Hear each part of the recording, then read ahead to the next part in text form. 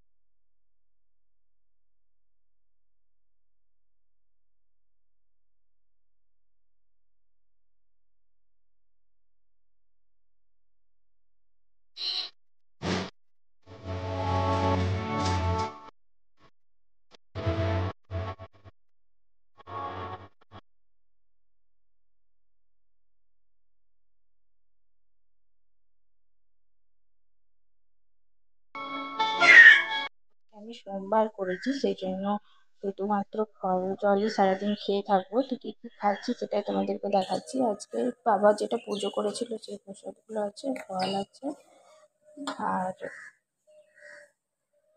একটু চিনি আছে, মিষ্টি আছে। চিনি বলতে আছে যেহেতু পূর্ণিমা সেই জন্য, আর এক গ্লাস জল নিয়েছি আর এক কাপ চা নিয়েছি। তো এগুলো এখন সকালবেলাতে খেয়ে নেব।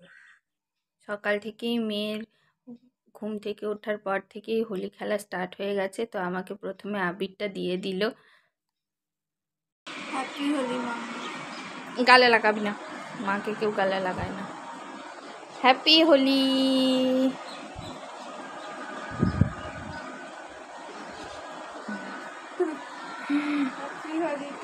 হ্যাপি হোলি ছুন্টু পুটু পুটু পুটু। সকাল থেকেই এদের হোলি খেলা আরম্ভ হয়ে গেছে, কি অবস্থা।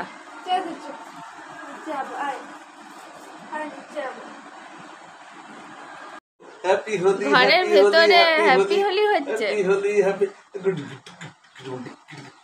হোলি হ্যাপি হোলি হ্যাপি হোলি বাবা সকাল সকাল ঘুম থেকে উঠে হোলি খেলছে সবাই। দেখি দেখি দেখ দেখি তো রং লাগালি নাকটাতে লাগিয়ে দিচ্ছে। দুজন দুজনকে লাগায়। চুপ করো, ওর মজাটা দেখো, ওর মজাটা দেখো। তিথি চল পিচকারি একটা কিনে দিচ্ছি চল। দেখো দেখো হোলি খেলছে দেখো। চল ওরে না হ্যাপি হোলি সোনা, হ্যাপি হোলি। বাবাই বাবাই হ্যাপি হোলি। গাড়িতে যাবো আর আসবো। বাবাই বাবাই কত হোলি খেলছে, কত হোলি খেলছে। হ্যাপি হোলি বাবাই বাবাই হ্যাপি হোলি। কেমন পিচকারি লিখি এরকম বাবাই বাবাই কত হোলি খেলছে। বাবাই বাবাই চল তিথি চল যাবো আর আসবো, গাড়িতে যাবো আর আসবো। বাবাই বাবাই বাবাই। মানি ব্যাগটা নিয়ে যেতে পারবো না, পকেট নাই।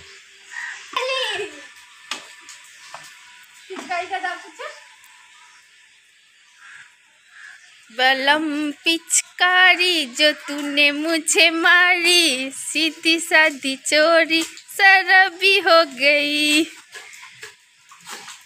ए और गाय दिबी ना एकदम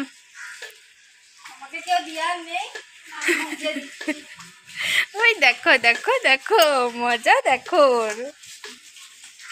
অনেক হোলি খেলেছিস আর খেলতে হবে না, চল।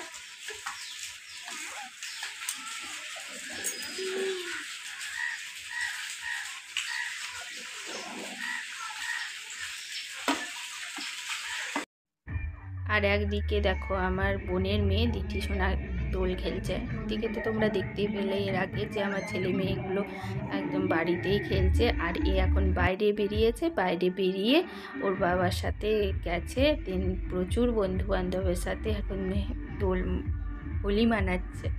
তো ছোট ছোট বাচ্চাগুলোর খুবই ভালো লাগে হোলি খেলতে। যাই হোক, সারাদিন তো আর হোলি খেললে হবে না, বলো, রান্না বান্নাও তো করতে হবে। তো সেই জন্য আজকে আমি একটু পনির বানাচ্ছি। অ্যাকচুয়ালি আমি যেহেতু আজকে খাবো না, সেহেতু কেউই বলছিল যে খাবে না, মানে পনির টনির আনবে না আজকে। যদিও নিরামিষ হয়, কারণ আমাদের বাড়িতে নারায়ণ আছে, তো শ্বশুরমশাই সেজন্য নারায়ণ পুজো করেন, মানে সিন্নি দেন। তো সেই কারণে কি হয়, আমাদের বাড়িতে পেঁয়াজ রসুন বা আঁশ মাছ মাংস ডিম সেই রান্না হয় না পূর্ণিমাতে। তো সেই কারণে আজকে পনিরটা আনা হয়েছে। আর আমি যদিও খাবো না, তাও আজকে বলছিলেন যে তুমি আজকে সারাদিন উপোস করে থাকবে, তো রান্না করতে অসুবিধা হবে, কিন্তু সেটা বললে তো হবে না, রান্না তো করতেই হবে। তো যাই হোক, সেই জন্য পনিরগুলোকে বাবা নিয়ে চলে এসেছিলো, কেটে দিলাম, আর টমেটোটাও আমি কুচি কুচি করে কেটে নিলাম। টমেটো চাটনিও বানাবো আর পনির দিয়ে পোস্ত দিয়ে বানাবো। চলো তোমাদেরকে রেসিপিটা দেখাবো। এদিকে পনিরটাও আমার কাটা হয়ে গেছে, আর এদিকে টমেটোটাও কাটা হয়ে গেছে। চলো কড়াইটা আগে বসিয়ে নিই, গ্যাসটা জ্বালিয়ে নিই, দেন কড়াইটা বসিয়ে নিই। ধুয়ে নিয়েছি কড়াইটা, তারপরে কড়াইটা বসিয়ে দিলাম। তারপর কড়াইটা গরম হয়ে যেতে একটু তেল দিয়ে দিলাম। তেলটা একটুখানি বেশি দিলাম, কারণ পনিরগুলো ভাজা হবে, দেন তারপরে তোমার সেই তেলটাতেই পোস্তটা করা হবে। তো তেলটা একটু গরম হতেই নুন দিয়ে দিলাম। একটু নুন দিলাম পনিরগুলো, তাহলে পনিরগুলোর মধ্যে একটু নুনটা ঢুকে যাবে, সেই কারণে নুনটা দিয়ে দিলাম। এটা আমি আমার বোনের কাছ থেকে দেখেছিলাম। বোন এরকম করছিল, যখন পনিরের রান্না করছিল তখন তেলের মধ্যে নুন দিয়ে দিচ্ছিল।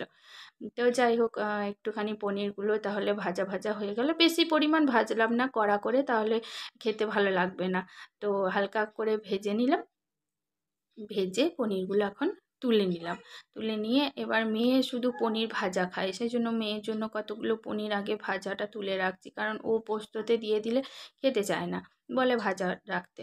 তো পোস্ত যেহেতু করবো সেজন্য একটা কাঁচা লঙ্কা নিয়েছি আর কিছুটা জিরে নিয়েছি, আর কাঁচা লঙ্কাটা দিয়ে একটু ভালোভাবে নেড়ে নেব।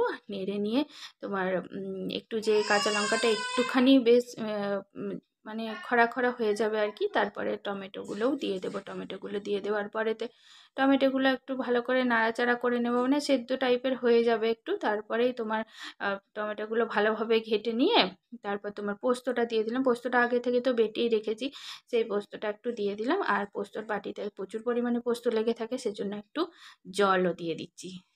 তারপর একটু ভালোভাবে সেটাকে নাড়িয়ে নিচ্ছি।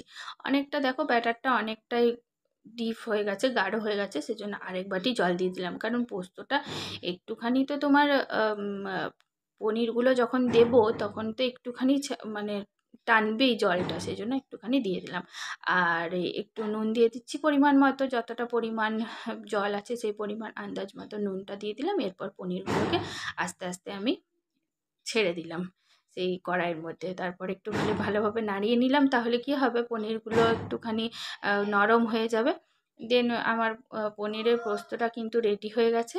এবার আমি একটু শাশুড়ি মার জন্য তুলে রাখবো, কারণ শাশুড়ি মা লঙ্কাটা একদমই খান না, তো খেতে পারেন না এখন, তো সেই জন্য শাশুড়ি মার জন্য কিছুটা তুলে রাখবো।